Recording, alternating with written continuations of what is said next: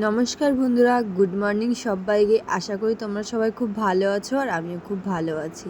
সিঁদুর পরলে মুখটা বলে সত্যি পাল্টে যায়, একদমই তাই। সিঁদুর পরলে কিন্তু মুখটা একদমই পাল্টে যায়। একটুখানি সিঁদুর মাথায় দেওয়াতে একটা মেয়ের জীবন কতটা পরিবর্তন হয়ে যায়, তাই না? সেটা ছেলেরা বুঝবে না, শুধুমাত্র মেয়েরাই বুঝবে।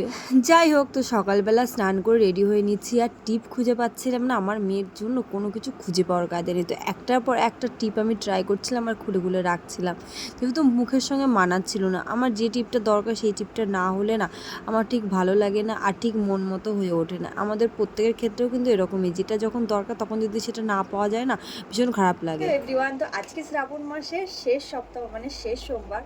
তো আমি তো যাচ্ছি, আর এই পুরো শ্রাবণ মাস প্রতি সোমবারই আমি পুজো দিতে পারলাম ভগবানের আশীর্বাদে। মানে সোমবারের যে শ্রাবণ মাসের সোমবারের যে ব্রতটা অ্যাকচুয়ালি সেটা আমার সম্পূর্ণ হলো এবার। আর তোমরা কে কে পুরো শ্রাবণ মাসের সোমবার পুজো দিতে পারলে অবশ্যই কমেন্ট করে জানিও। আমি তো পুরো শ্রাবণ মাসের সোমবারটাই পালন করলাম। তো চলো, আর আজকে মানে এখন আমি এটা পালন করি, এবার যাচ্ছি এখন। তো চলো, টাটা সবাইকে। চুড়িও পরে নিয়েছি আর আজকে আলতাও পরেছি। অনেকবার তোমরা বলেছো, মানে এই 2-3 সপ্তাহ আমি সত্যি আলতা পরার কথা আমার মনে ছিল না, তো আজকে আলতাও পরে নিয়েছি। তো চলো এবার পুজো দিতে বেরিয়ে পড়ি। আজকে তো লাস্ট সোমবার, ভগবানের কাছে অনেক আশীর্বাদ চেয়ে নেবো আজকে। তো চলো, লেটস গো।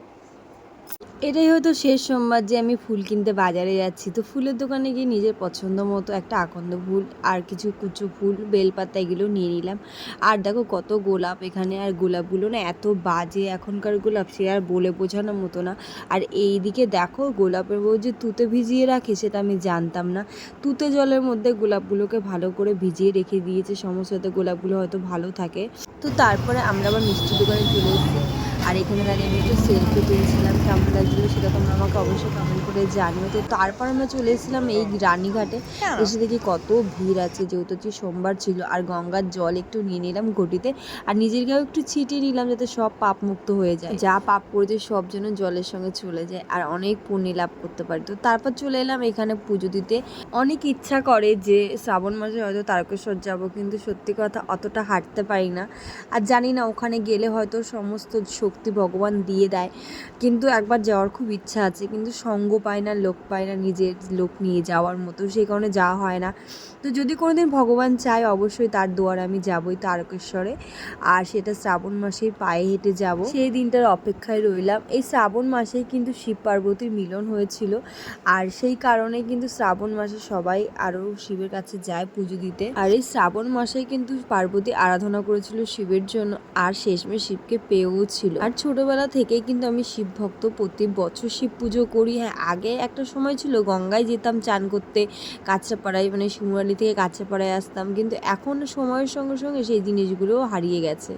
এখন আর সেই আশা আর হয় না। পাশে গঙ্গা থাকাকালীনও আমরা কিন্তু চান করতেও যেতে পারি না, হয়ে ওঠে না। গত 3 সপ্তাহ কপুরদানি নিয়ে গেছিলাম, কিন্তু সেখানে জ্বালাতে পারিনি, এতটাই হাওয়া হচ্ছিল। কিন্তু এই সপ্তাহ রোদ ওঠাতে বেশ সুন্দর কপুরদানিটা জ্বালিয়েছিলাম, আর অনেকটা সময় স্টে করেছিল, একটুও নেবেনি, খুব সুন্দর জ্বলছিল। তারপর আমি এখানে মহাদেবের কাছে অনেক আশীর্বাদ চেয়ে নিলাম, কানে কানেও বলে নিলাম নিজের মনের ইচ্ছা।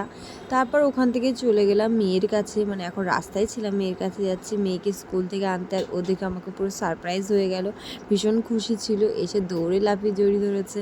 তো তারপর এখানে দাঁড়িয়ে একটু খেলা করছিল, আর এইদিকে দেখো জলের বোতলটা আমি নিয়ে নিচ্ছি, আর এইদিকে বসে পড়েছে খেলা করতে। আজকে সেজল চলে গেছিলো বাড়িতে, সেই কারণে ও একা একা ছিল, বাট এই গাছে ফুলগুলো পড়ছিল, ভীষণ হ্যাপি হচ্ছিল।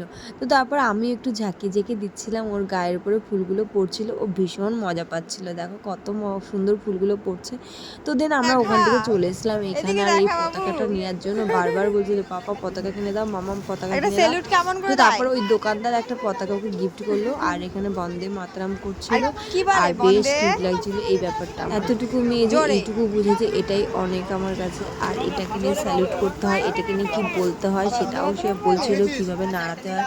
আর তোমরা নিজেরাও দেখে বুঝতে পারবে যে কতটা খুশি এই পতাকাটা। দিন আমরা ওখান থেকে বাড়ি চলে এসেছিলাম, আর বাড়ি এসে ওই গঙ্গার ঘাটে গিয়ে একদিন পুজো দিয়েছিল, পায়েস দিয়েছিল, সে পায়েসটা খেলাম। তো পায়েসটা খাওয়ার পর কেন জানি না প্রচণ্ড মাথা ঘুরে গেছিলো আমার। আর সকালবেলা হয়তো না খাওয়াছিলাম, সেই কারণে হঠাৎ করে পায়েস মিষ্টি খেয়েছি, আর আমার মাথাটা প্রচণ্ড পরিমাণে ঘুরছিল। আর আজকে কিন্তু গরমটাও বীভৎস ছিল, আর সকালবেলা অনেকগুলো জামা কাপড় কাচাকুচি করেছিলাম, সেই কারণে হয়তো শরীরটা আরও বেশি টায়ার্ড হয়ে গেছিলো। তো তারপর দৌড়াদৌড়ি মানে এখানে যাওয়া ওখানে যাওয়া, ছাদে যাওয়া, মেলা, আবার পুজো দিয়ে আবার ওখান থেকে আসা। তারপর খেয়ে দিয়ে ঘুমিয়ে পড়েছিলাম। বিকেলবেলা মেয়েকে তুলে নিয়ে আবার ওকে টিউশনে দিতে গেছিলাম। আজকেও সেটা প্রথম টিউশন শুরু হলো, ওকে টিউশনে দিয়ে গিয়ে তারপর আমি বাড়ি এসে নিজের সমস্ত কাজকর্মগুলো করলাম, কারণ সকালবেলা থেকে যেহেতু ভালো লাগছিল না শরীরটা, সেহেতু কিছু করতে পারিনি। আর আমাদের একবেলা কাজ না করলে প্রচুর জিনিসপত্র জড়ো হয়ে যায়, সেগুলো গোছাতে গোছাতে আমাদের জান কয়লা হয়ে যায়। তো যেহেতু যে জামা কাপড় কাচাকুচি করেছিলাম, দেখো কতটা কাচাকুচি করেছিলাম। আর এবছরের মতো চুড়িগুলো খুলে রাখছি, আর হাতে যন্ত্রণা করছিল। বললাম সকাল থেকে শরীরটা যেহেতু আজকে একটু ভালো লাগছিল না, উপোস ছিলাম, তারপর তো আজকে লুচি খেতে হয়। লুচি খেলে তো তেলের জিনিস একটু প্রবলেম হয়, প্রতি সোমবারে আমার এই প্রবলেমটা হচ্ছিলো, বাট আজকে একটু বেশিই হচ্ছিলো। সেই কারণে ব্লগটা একটু শেয়ার করতে দেরি হয়ে গেছে, কালকে ব্লগটা এডিট করতে পারি। তো যাই হোক, চুড়িগুলো খুলে রেখে দিচ্ছি সামনে বছরের জন্য, আবার সামনে বছর পরবো, সেই কারণে যত্ন সহকারে তুলে রেখে দেবো। আজকে আমি দুপুরে কিছু খাইও নি, মানে একটু সেমাই করেছিলাম, ওটাই খেয়েছিলাম। আর পরে সন্ধ্যাবেলায় লুচি করে নিয়েছিলাম, সেই লুচিগুলো এখন বসে খাচ্ছি, যেহেতু দুপুরবেলা আমি কিছু খাইনি। আমার মোটামুটি 7:30টার দিকে খুব খিদে পেয়েছিল। খেয়ে দিয়ে আবার মেয়েকে তখন আনতে যাব, তো সেই কারণে ভাবছিলাম একটু খেয়ে নিই, কারণ শরীরটা সুস্থ না হলে কিন্তু মেয়েকে আনতে যেতে পারবো না, আরও শরীরটা খারাপ হয়ে যাবে। সেই কারণে শ্রাবণ মাসে 4র্থ সোমবার পুজো দিলে, মানে 4টে সোমবারই পুজো দিতে পারলে অবশ্যই কমেন্ট করে আমাকে জানিও। আর এই ব্লগটা কেমন লাগলো সেটা অবশ্যই জানিও। এখন যাবো মেয়েকে আনতে, খাওয়া দাওয়া হয়ে গেছে।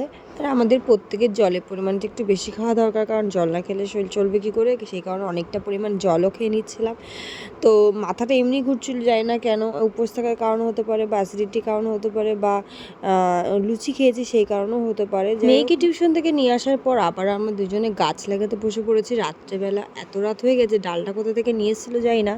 তো বর্ষা যেহেতু হয়েছিল, সেই ভাবলাম যে গাছটা লাগিয়ে নিই, তাহলে গাছটা বেঁচে যাবে, সেই কারণে গাছটা লাগিয়ে নিলাম।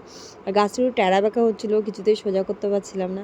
যাই হোক, তারপর অনেক কষ্টে গাছটাকে সোজা করে বসিয়ে দিলাম, আর জল দিয়ে দিলাম অনেকটা। জানি না কেমন ফুল হবে আর কতটা ফুল হবে, কি বাঁচবে কিনা তাও জানি না। ব্লগটা আজকে এখানেই শেষ করছি। যদি ভালো লাগে অবশ্যই একটা লাইক কমেন্ট শেয়ার করে দিও, আর যারা এখন আমাকে ফলো করে তারা অবশ্যই ফলো করে নিও। দেখা হচ্ছে নেক্সট একটা ব্লগে। টাটা সবাই।